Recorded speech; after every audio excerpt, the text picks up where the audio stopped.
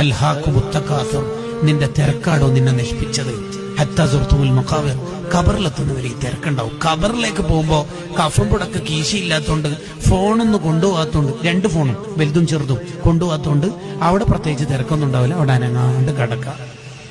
ഇനിയൊരു മീറ്റിംഗ് നിനക്ക് ജീവിതത്തിൽ ഇല്ല, ഇനിയൊരു സ്വലാത്ത് മജ്ലിസ് ഇല്ല, ഇനിയൊരു സുബ്ഹ് നിസ്കാരമില്ല, ഇനിയൊരു തസ്ബീഹ് ഇല്ല.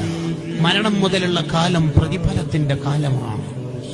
മരിച്ചു കഴിഞ്ഞാൽ ഒരു സുബ്ഹാനയും ചൊല്ലാൻ കഴിയില്ല, 1 രൂപ സ്വതക്ക കൊടുക്കാൻ കഴിയില്ല, ഒരു സ്വലാത്ത് ചൊല്ലാൻ പറ്റൂല, ഒരാളുടെ മുഖത്ത് നോക്കി ചിരിക്കാൻ പറ്റൂല, ഒരു ഖുൽ ഹു അല്ലാഹു ഓതാൻ പറ്റൂല, ഒരു വിത്ർ നിസ്കരിക്കാൻ പറ്റൂല. അത് മരിക്കണവരെ മാത്രം. സ്റ്റോപ്പ്. നീ തിരക്കഭിനയിക്കരുത്, തിരക്കഭിനയിക്കരുത്. സ്വലാത്തിന് വരുന്നില്ലേ, ചെറിയൊരു തിരക്ക്.